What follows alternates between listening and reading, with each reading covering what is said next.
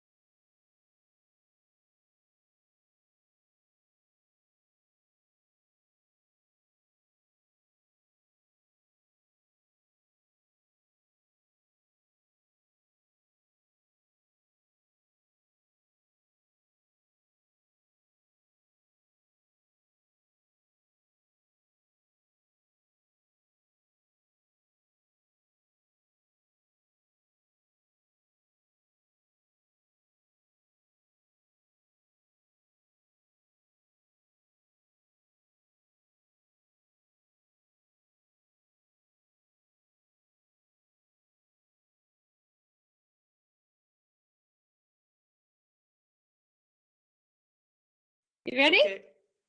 Thanks, Aline. Sorry for that. It's okay. Hello, everyone. Good morning, Aline. Hi, hello, Corina. How are you? Thanks for coming. Good, um, good. Thank you. hello. Good morning, everyone. Nice that you're watching our live stream. It's Fashion Revolution Week, and today we have Alline Ochoa. She's a fashion designer, and she's an expert in biomaterials, in new materials, in circular. She's she's she's about to found a biodesign hub to make all this knowledge and all this experiment chances to give chances to experience to designers and students. So she will talk about this and give you an insight in the whole scape of this interesting field. You are So, now muted. Aline, I pass on to you. Hi, hello, everyone. Yeah, my name is Alline Ochoa, as already Corina said. I'm a former fashion and textile designer and also architect. And I've been working on the fashion industry for over 15 years for different luxury houses and also with my own couture house since 2011. And I've been always looking ahead for new innovations, especially in sustainable materials, because I'm both passionate about materials and nature and what can nature can create. And one of my biggest concerns has been always the environmental impact of the fashion industry and textile, of course. So therefore, I've been always researching for the best and most sustainable ways of production and material sourcing as possible. And this always led me to find innovative alternatives to materials that are truly sustainable and rather renewable if possible. So most of the times I kind of doubt the transparency of our supply chain, as we know, is not very reliable. So since the past 4 years, I've been more focused on going deep on my research to find the best solutions and innovations on renewable and bio-based materials. So I came across Biodesign. So Biodesign is a multidisciplinary way of viewing and creating where we can learn from nature to create more sustainable ways of living. It's in which biological and biomimetic process will replace the old methods of creating materials from extracting raw materials from oil and other linear resources. That is the main problem. And to move towards the new renewable as a means to incorporate these kind of inherent life conductive principles of biological living systems into design processes to transition into a more holistic and kind of sustainable future. Because I think we as creatives are first of all very curious. I think we also love to discover and explore new technologies and materials. This is our main media to work with. And I think many of us love nature and mostly get inspiration from nature, as I don't think we always find the most beautiful and modern. I think we always found the most beautiful and modern designs in nature. So I thought, like, what if we could design with nature and also for nature? There is infinite possibilities of creation using materials that are actually truly sustainable, that can biodegrade and also be reused, and that we find it in our surrounding nature environment. Also, it's a great way to use nature without exhausting it and nor damaging our natural resources. I think it's just a question of time, as any innovation takes time to be understood and accepted, to be also more commonly used, and finally becomes also more rentable and more companies can start to work and develop these new materials. So I think like exploring this interface of biological sciences and design, we can really challenge established craft and manufacturing paradigms.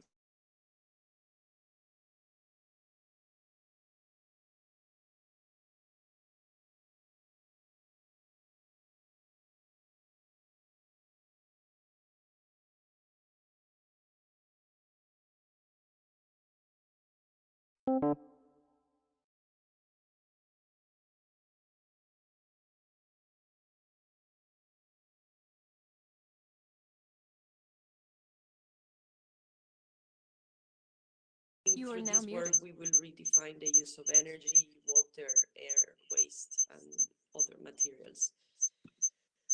So, yeah, about Aline, I decided to create a platform to connect science with art and design, which I kind of call it, yeah, Biodesign Hub, as it can be like a multidisciplinary research platform that connects design, art, and science to exchange knowledge and evolve on the fabrication of renewable and innovative materials, and also foster innovations that can enable material value chains to become more resource efficient,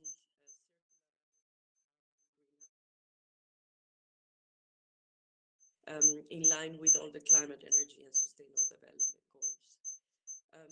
I think we must learn as designers or creatives, we must learn to design with uh, more self-replicant and dynamic living properties. And instead of designing out of life, design with it and for it. Because I think nature is the most intelligent and best manufacturing technology on the planet. And I mean, after 3.8 billions of years of evolution, nature knows what it works, what is appropriate, and what lasts. Taking nature as a model through it's called biomimicry, or getting inspiration and learning from nature, we can better understand how to use our resources circularly and respectfully to build also a better future. I actually I love this quote from uh, Janine Benyus because it's so true and simple. Which is the, I mean, Bajani Benyus is the pioneer of biomimicry. I really find it like so true. It says nature runs on sunlight. Nature uses only the energy it needs. Nature fits form to function. Nature recycles everything. Nature rewards cooperation. Nature banks on diversity. Nature demands local expertise, that is, our surroundings. Nature curbs excess.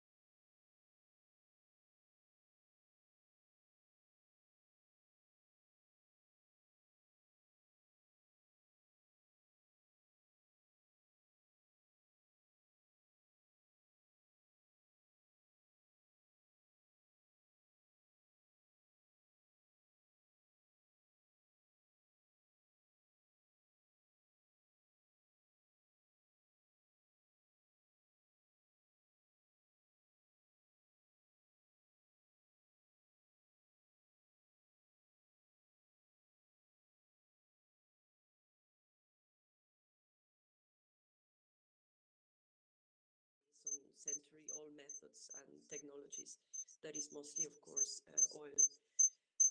And as a context for textile research, I think creative design education is fast adopting learning strategies that embrace sustainable values.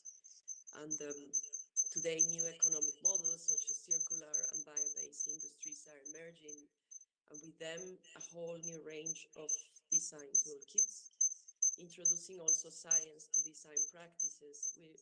I think we can really enrich and bring a full new range of design thinking to develop new possibilities of different applications on the industry.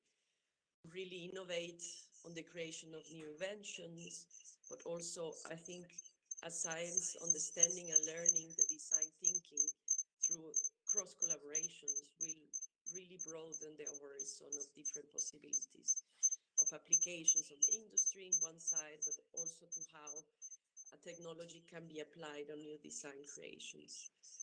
So I think design and science profession for me will need to transition to this new context, and the recent rise of biodesign, that is this discipline where we intersect biology and design principles, highlights a kind of new beginning of an emerging and profound paradigm shift for design. And science is promising also to work on cross collaboration. So talking about circular economy, I think is something very, very important today, because we have been living for hundreds of years, except for Aborigines tribes. But all civilizations have been living in a very linear way.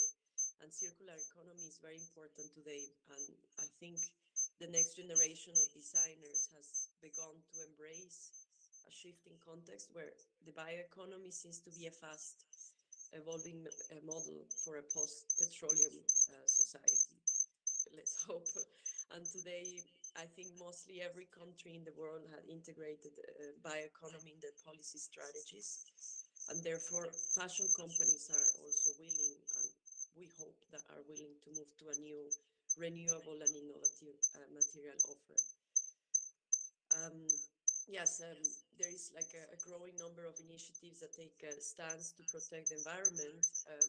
Bioeconomy is fast emerging as a transitional model away from the current linear petrochemical economy and the convergent traditional exploitation of biological resources together with cutting-edge synthetic biology research and the design of living factories. I think bioeconomy initiatives and brings designers to recalibrate their practice, because also biotextiles can offer a great alternative material choice to influence future sustainable textile propositions.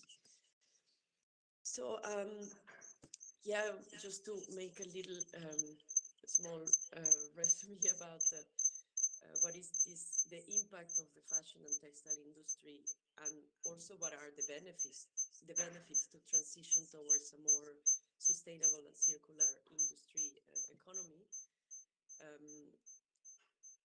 Yeah, I mean, one of the biggest threats for our future that needs to change is, first of all, the way we consume. To reduce our consumption patterns, this is what it will be the biggest change. And yeah, we'll just mention a couple of small, very small problems. Otherwise, I can go for hours, and it's not the intention to focus on this. So, I mean, if we can see the carbon, for example, the fashion industry produces 10% of all human carbon emissions. The water, the textile manufacturer is the second largest consumer of the world's water supply, and is responsible also of 20% of all industrial water production worldwide, just counting of what it goes in landfills. So about 35% of all microplastics in the ocean came from laundering of synthetic textiles like polyester, and also from the factories where they dye materials, etc. And producing actually materials with bacteria uses 5 times less water on the process. That is already enormous. The waste is about 85% of all textiles go to the dump each year, and do not just biodegrade, but the chemicals from these garments release the methane gas that goes on the atmosphere, on all the very toxic chemicals from these clothes end up on the fresh water and our oceans. 35% of these materials in the supply chain end up as a waste before a garment or product reaches the consumer. And it is expected with different studies by 2050, or even before actually, that is reviewed to have 10 billion of people that needs to be dressed, talking about fashion. And this represents the need of 300 millions of tons of non-renewable inputs. So even if we recycle, this is the best way to reuse things, but we will still need more inputs. And if we continue using non-renewable inputs, we don't have these inputs. So this is a huge problem, as we will need never have these inputs, and we continue living on this linear consumption behavior. We're not going to make it to be able to cover all these necessities of the overconsumption. So talking about soil as well, surveys show that nearly 5 to 8% of landfill space is consumed by textile waste. It pollutes land and makes them also useless and barren in the long run. I mean, there's many surveys that talk about that cotton, for example, consumes the highest amount of harmful pesticides and fertilizers, not talking about also the slavery of the conditions of how people cultivate cotton and the amounts of water, as cotton uses the biggest amount of water than as any other textile. So majority of them, they go into the land and they are sprinkled on the crop. Similarly, textile manufacturing units releases hazardous waste into the nearby land. So it's not just on the land itself. And also, most clothes in the world are made using fossil fuels. Oil-based polyester is the most commonly used fabric in the world, with nearly 60 million tons that were produced in 2019. Fashion's second favorite fiber is cotton, and it's a product with a very, very complicated environmental footprint, whose presence links to modern slavery, as I said before, as problematic as its past. So even organic cotton can be sustainable, as we cannot assure the transparency on the supply chain, as is mostly commonly produced in Asian countries, and the legislation and regulations are not transparent in this side of the continent. So if we do transition towards a more circular economy as an alternative to the traditional linear economy that is make, use, dispose, in which we keep resources in use for as long as possible, I think we can extract the maximum value from them while in use, then recover and regenerate products and materials at all end of each service life to reuse and recycle more materials, eliminating waste and pollution and regenerating the environment to kind of close the loop in a way such as renewables materials are. So a transition away from fashion's current extractive linear business model is crucial, and will be transformative if we foster innovations that can enable bio-based textile value chains to become more resource efficient, circular, and reduce their carbon, greenhouse gas, and water footprint, and will be also in line, of course, with climate, energy, and sustainable development goals, to prevent also significantly and reduce plastic microfiber pollution, to improve the efficiency and technological performance of bio-based textile recycling, and demonstrate different solutions and develop strategies for the circular innovation on the whole innovative bio-based textile system. Strengthen also the market position and increase the market share of bio-based textiles, and deliver results in a form that allows for efficient feedback into policy making and research, innovation, and technology. But most of is very important is to always try to raise awareness and create a better framework for systematic innovation and uptake results through broad stakeholder engagement. And finally, it will require a transition from obscure and transactional supply chains to transparent and relational value networks. I don't know if I'm still connected because am I still there?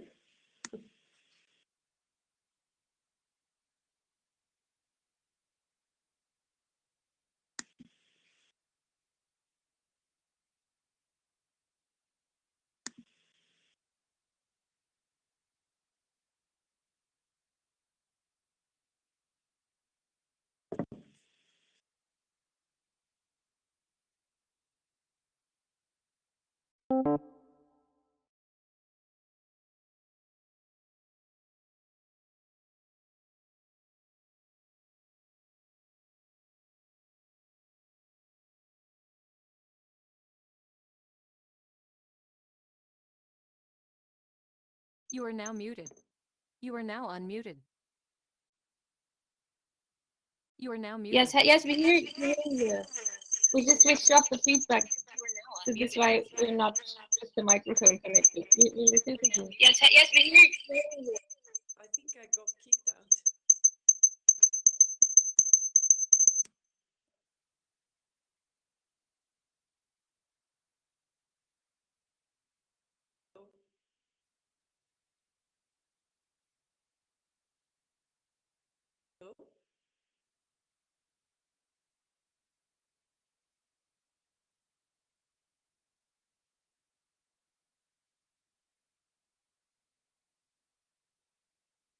Hello? Yeah. And you can continue. Everybody. Okay, because I was disconnected I had to reconnect, so Yes, I was lost yes. for like 10 minutes, I think. No, you were No? not. Like, Okay. I just removed the feedback, and you don't need. You can do the presentation and your camera on, and then it's totally fine. We see you and the presentation. You don't need to log in with 2 accounts. So this is why Okay, okay, sorry. now I will do So this I'm- time. You I'm you gonna, start the camera. Just start the camera on the one you're presenting, and I'll throw out the other user again, and then we don't have a feedback. okay. No.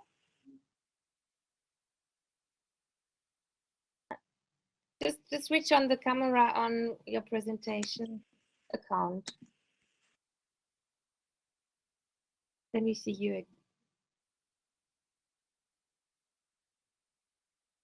I switch it on, but it doesn't work.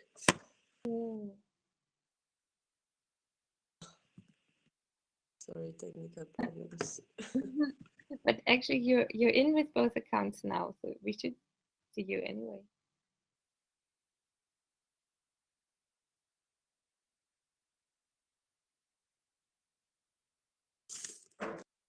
So I get out from the other. No, you don't have to do anything. Just switch on your camera on both devices, and we see you. And I can then take it out if it's a feedback. It doesn't work Okay. in none of them.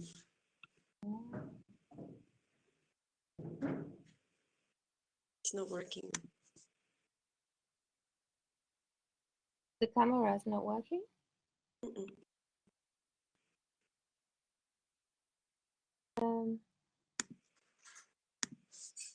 Welches ist denn der richtige Knopf, Marc?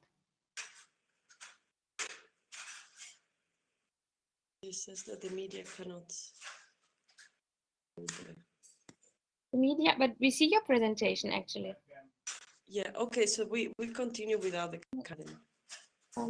She doesn't allow me. Does it allow you to start the camera? No, it doesn't. Mm.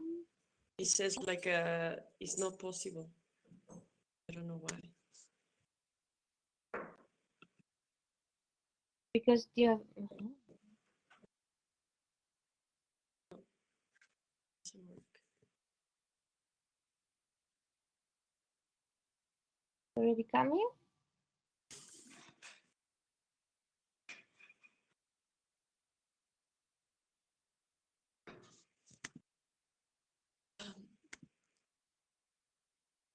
It doesn't work.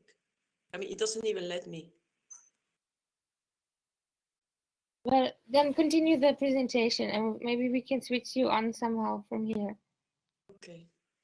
We'll try. But now I cannot actually. Oh yeah, okay.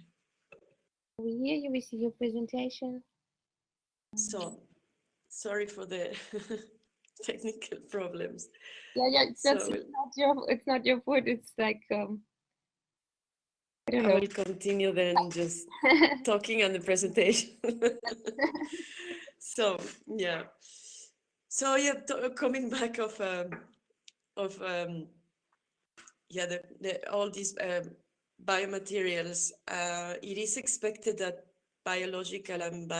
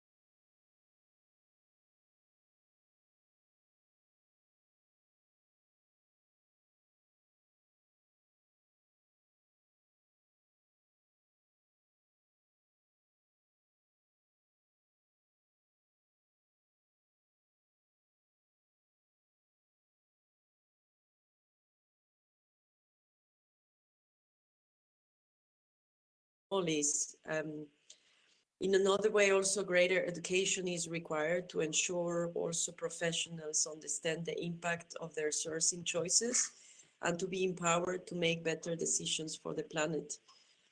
Um, I think we should start to work together for one purpose, that is to find a better way of living. So more in harmony with our nature and ourselves, to find solutions together for a better future, as it is to work more in cross collaboration and come out of our kind of bubble. Because designers can also bring a new different perspective to science and broaden also different horizons of how a technology can be applied in different design applications, for instance. New understandings also through cross collaborations, we can emphasize the importance of the intellectual exchange, building a common language and learning from each other. The involvement on the design process in scientific thinking is the bridge where we will model also the future. We prototype and develop and improve multiple products and a range of different applications and benefits that will, I think, revolution the industry and the material. Um, Exchanging also with science, I think there's a whole new perspective of design thinking and can really foster a range of possibilities for the different industry applications based on a specific technology or material. And understanding also the design process will bring different perspectives from the science and design point of view for future applications and form of creation in different industries. So in a way, I think we should bring the textile industry heritage towards a more biotechnological, innovative, and sustainable circular industry. I mean, if we look back of how Aborigines were using materials and textile, they were using it in the most sustainable and circular way. It's more the industrialization and the overconsumption that lead us to a very linear industry. But also, I think biotextiles can offer alternative material choices to influence future sustainable textile propositions. In general, I believe biology is the best manufacturing technology on the planet. I mean, if we can see in science, in industry, in different industries, everything that we have as the most biggest advances in technology has been always inspired by nature. I think through history, material innovation has marked different civilization progresses. Like, for example, in the Stone Age, we mastered natural materials like leather.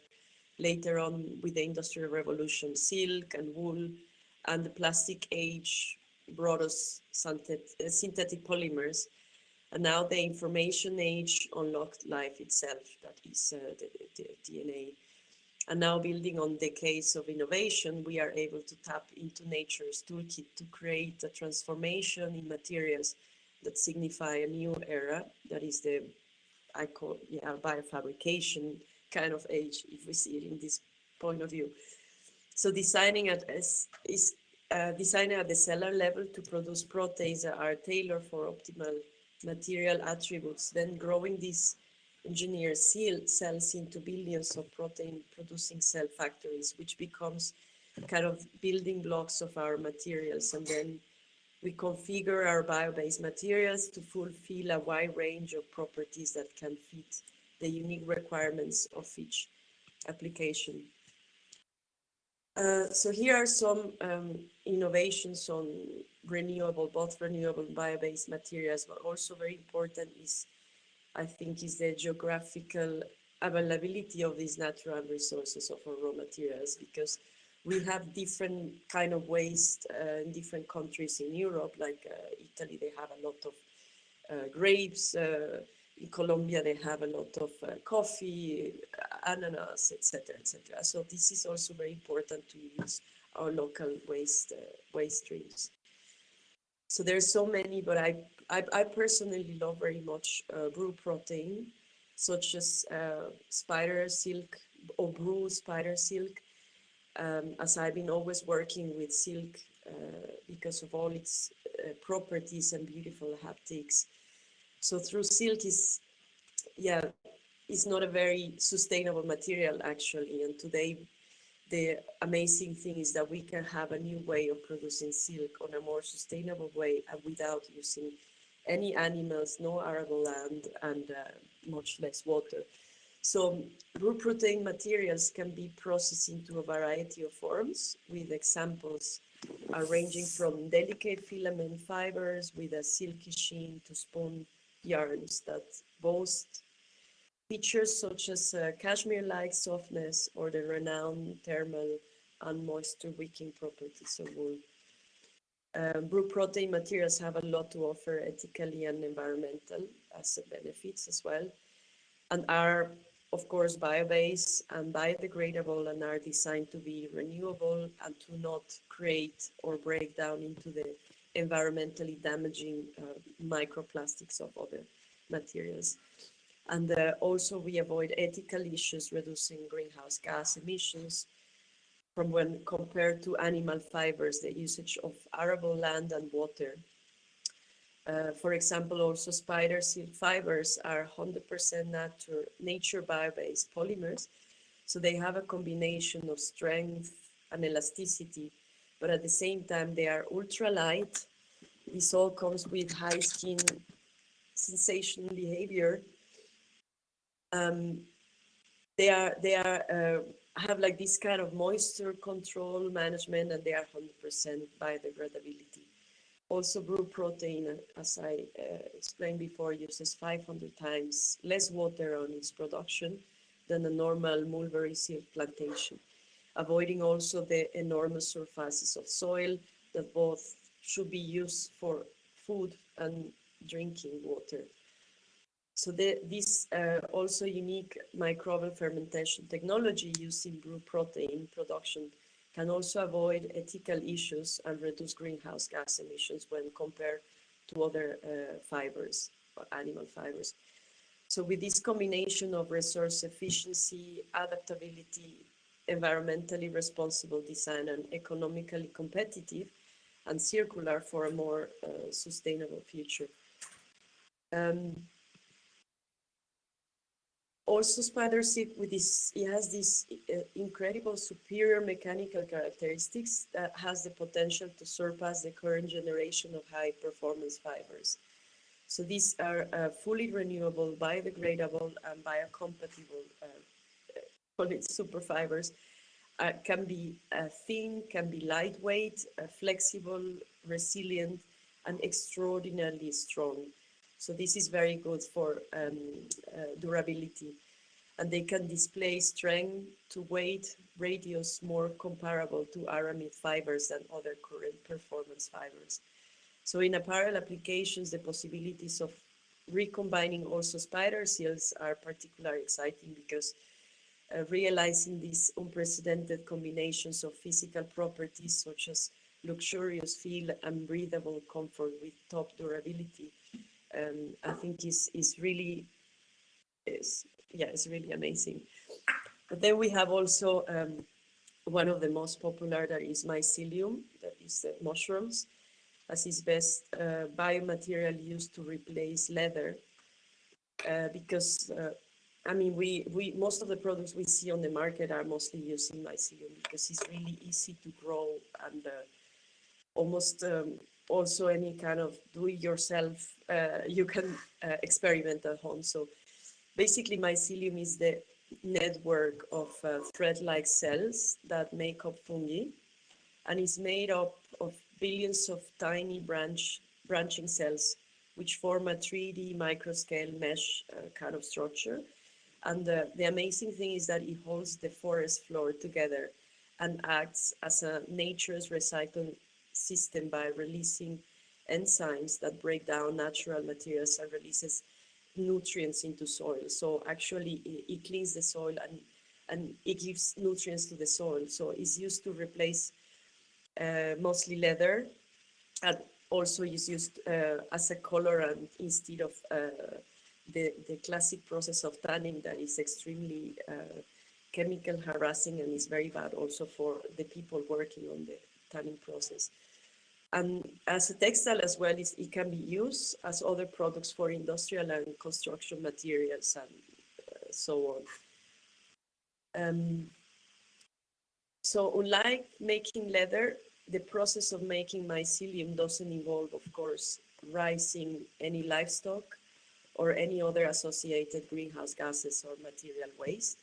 It's made using, okay, we call vegan inputs because it's organic, and minimizing its environmental impact. Is remarkably leather-like, but no animals are used in the making. It grows in a matter of weeks compared to animal hides, which takes years to grow. I'm not talking also about using the animals, the land, etc.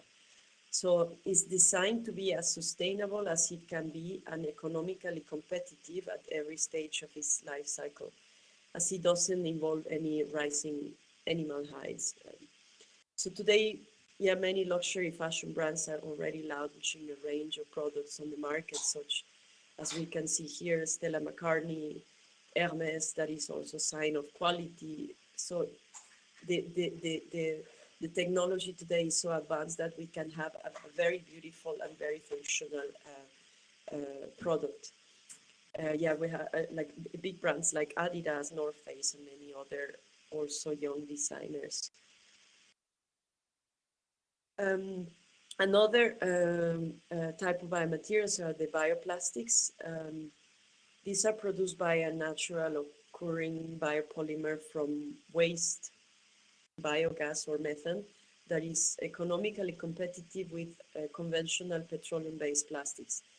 They are fully biodegradable biopolyester fibers and are a sustainable alternative to petroleum-based polyester used in the 2.4 trillion fashion industry.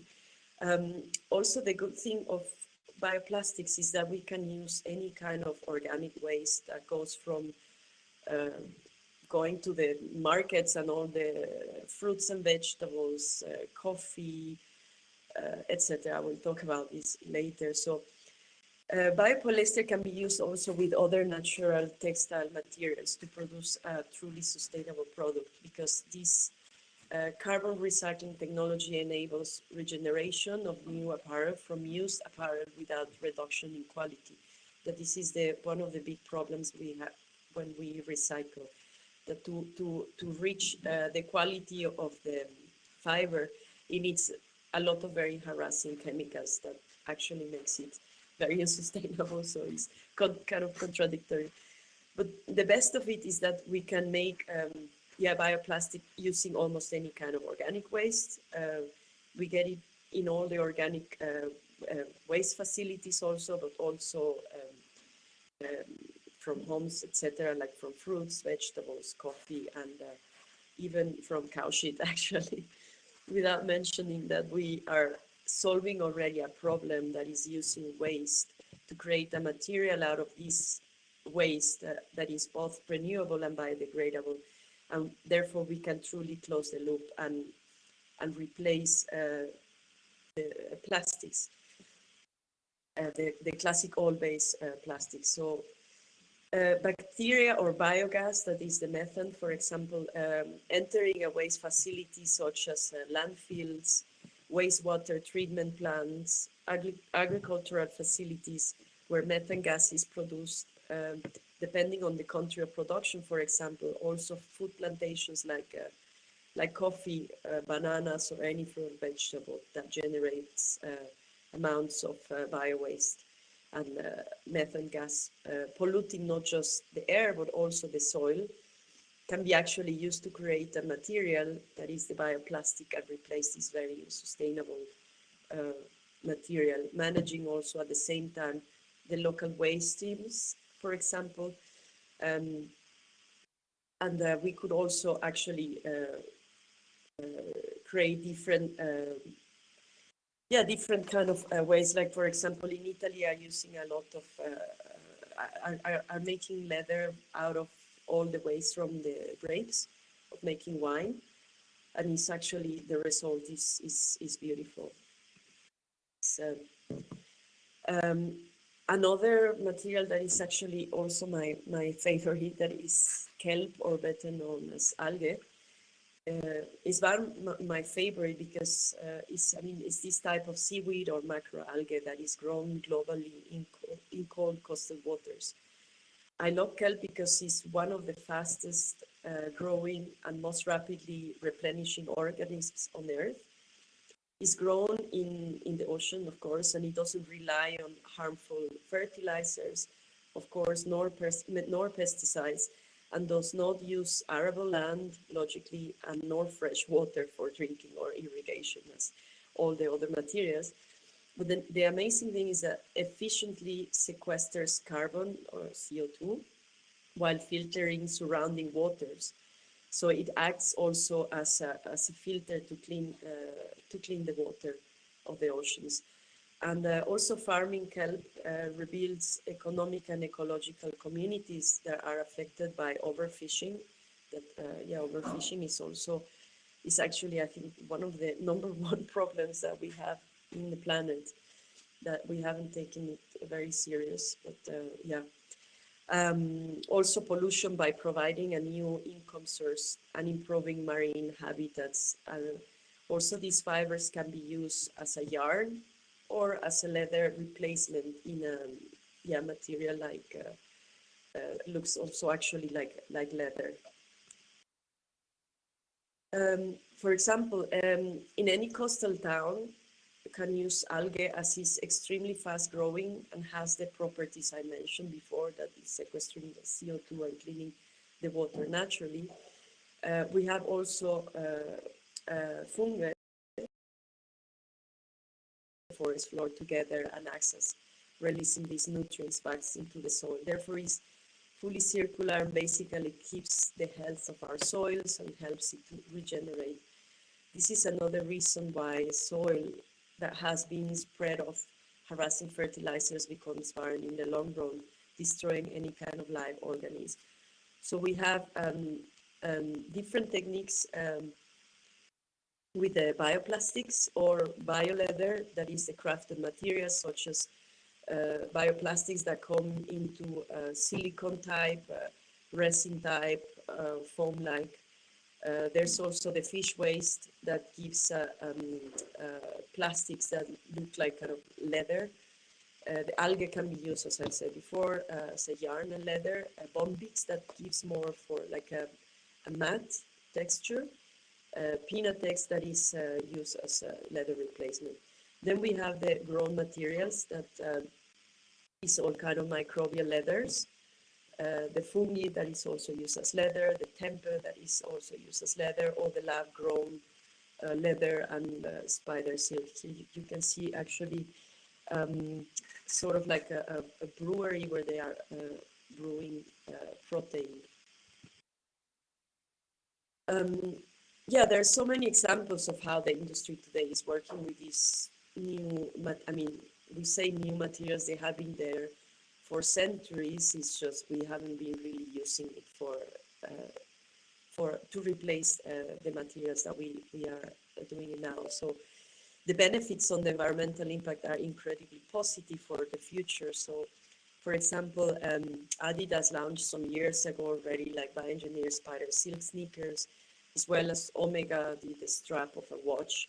A company in Japan called Fiber collaborated with Northern Face to create the ski jacket and has launched commercial production this year, as well as producing the bio smoking for Jima Nakasato. You can see here. That is just incredible. So it's a proof that it's not just for very big companies. So all this like brew protein is made out of protein. They created this fiber that is called like spider silk. There's other companies such as Bold Threads that did this collaboration with Stella McCartney and produced the spider silk dress and the iconic Falabella bag that is the bio leather made out of mycelium. Now launching a full range of mycelium-based leatherless products are to be launched this year. I mean, there's also many young designers experimenting, like we can see it here, that they kind of integrate bacteria into the fibers of clothing that reduce body odor, encourages cell renewal, and improves the immune system when activated by sweat.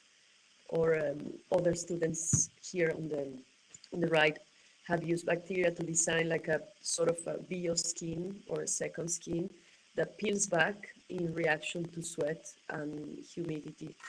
So there is many actually different both young designers and brands that are working with biomaterials.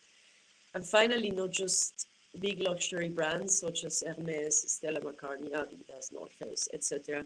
But also it seems to start to become more affordable as more developments come out and the technology becomes more refined.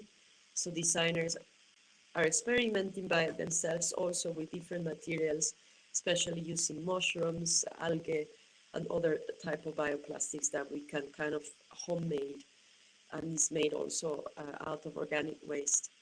Such as like we can see here, Alice Potts is doing this kind of bioplastic sequins and doing collaborations to do accessories. I like it very much, the work of Yolande Wet. She works with algae and does these very beautiful woven textile materials. And of course, what I mentioned before, Yuma Nakasato with biospider silk. So maybe like mostly like all these materials, especially algae, bio-waste, and mushroom leather, they are quite actually easy to work with because they can grow just the right amount that we need using also like vegan inputs, minimizing already the environmental impact. Talking about spider silk also is studied to understand this kind of relationship with the spider DNA and characteristics of the fibers they make. So today technology allows to make those proteins without using spiders, using a brewing fermentation process similar of making beer, as we can see here.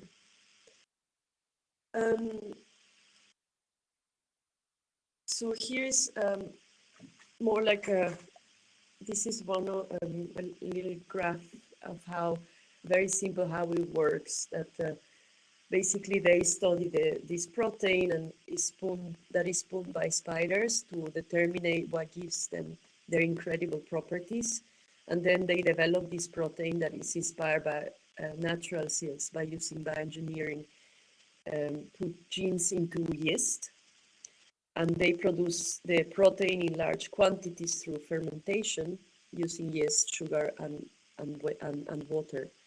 Of course, it uses much less water than any other material. Then they kind of isolate and purify the silk protein and spin it into fibers, similar to fibers like rayon or acrylic. And then they can knit these fibers into fabrics and garments. So I think we can still be positive and build up a better future.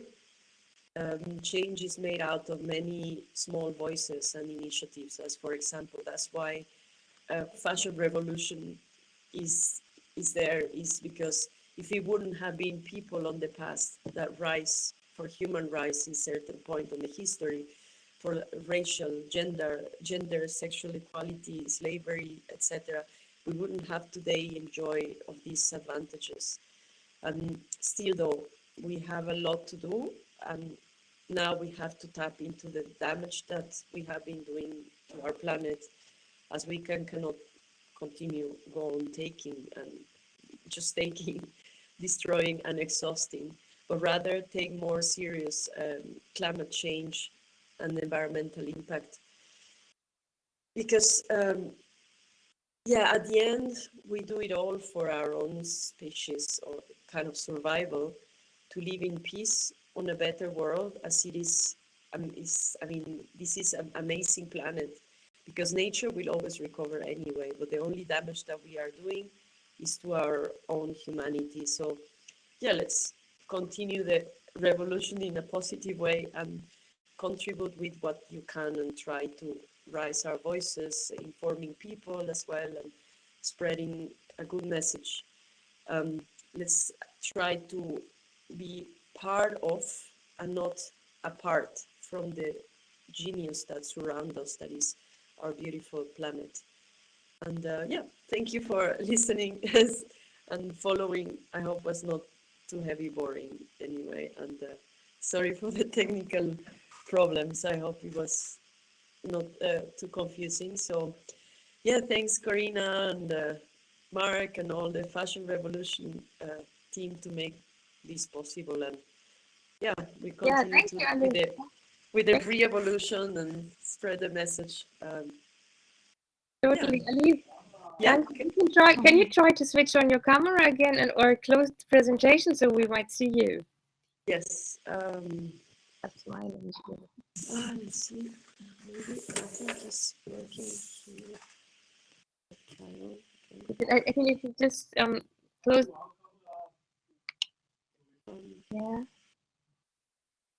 If you just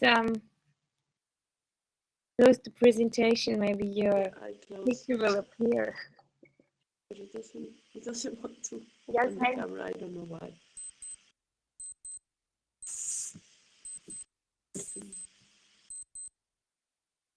Maybe I try with the other. Working.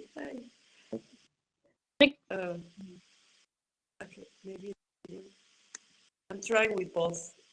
Maybe one of them works. No. Mess. Well, yes. Thank you very, very much, Aline. We saw you before. I'm sorry. I tried with both computers, but it doesn't. It's weird because at that point I can't switch on my camera either. So anyway, going on technology I think needs to be improved as well. There's something in the chat. Let's see. No, there's nobody in the chat. I don't know. Yeah, but we have Urs on the call and Susanna on the call. That maybe they want to say something. You're free to unmute and say something if you like.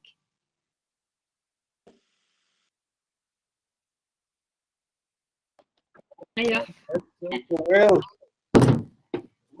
Der Urs. Hallo. Ja. Guck mal, das da noch. Ohne. Hello. Aber das Mikrofon ist ab, am Mustrieren. Ah ja. Okay. Urs? Ja. Hallo. Hallo, wir hören dich. Schön. Ja, schöner Vortrag, danke. Ich glaube auch, there's a bright future ahead of us. Just need to work together. Und? Mikro ist Oh, Aline is there. Aline is muted again.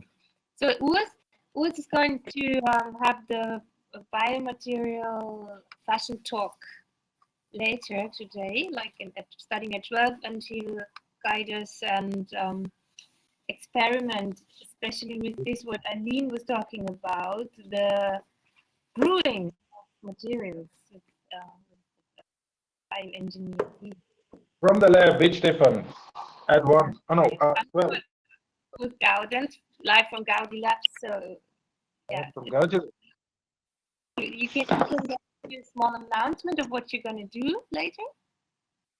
We're gonna work in the lab, and we're basically gonna do what you just talked about. We're gonna make spider silk. No, we're probably not gonna make spider silk, but we're gonna work with microscopes and yeast and potatoes, making enzymes, and we even have like fashion, textile here, really fashionable, and even the fashion revolution flag. We have it.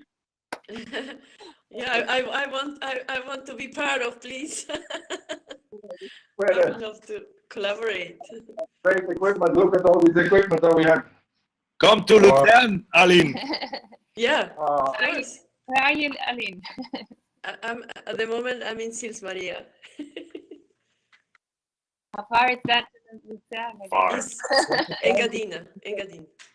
Yeah, I'm coming back on Monday. And we're tested negative. Oh yeah.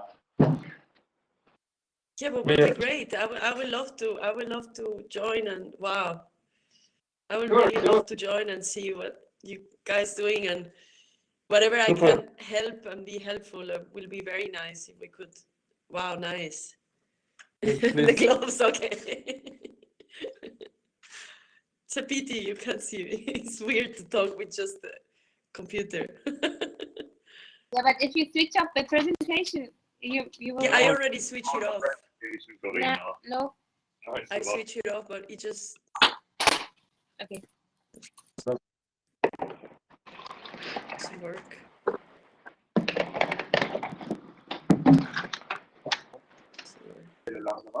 Yeah. Susanna, we can't hear you. Your microphone is switched off.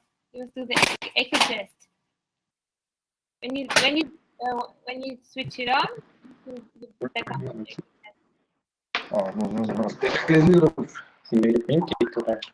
echo test. Yeah. So yeah, Susanna was wanting to say something.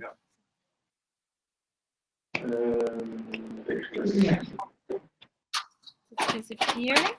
Hello, Hello. it works. Yeah. Now you hear me and you don't see me. Now I got it. I tried to do it now. Yeah, there you are. I just said hi, everyone. It was an amazing presentation, Aline. Really, Thank you. it covered actually everything which is important. Congratulations. I listened from the start and it was very informative and very good, actually. You did Thank you. the whole, yeah, congratulations. Bravo. Thank you. I was a bit lost in some point because I didn't know if I was still online or not. Doesn't matter. It was Doesn't still matter. I was talking to the screen. It's weird. It's always weird. Still online, actually. Maybe not everybody knows. Okay, doesn't matter. So yes, thank you very much, Aline. Oh, thank you very much, guys, to all of you. And let's meet very soon when you are. I mean, from next week I'm back for to be there. So I would love to hear also from the you guys what you're doing with the spider silk and brewing protein.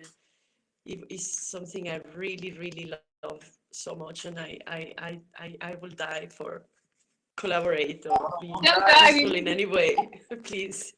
We need you around there to come here and let's start Okay. making.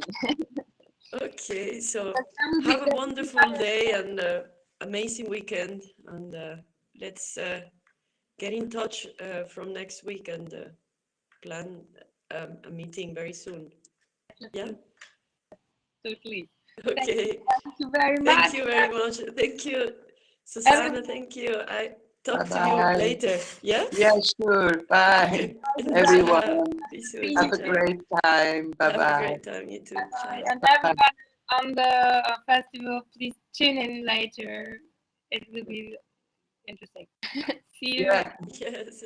Bye. Ciao.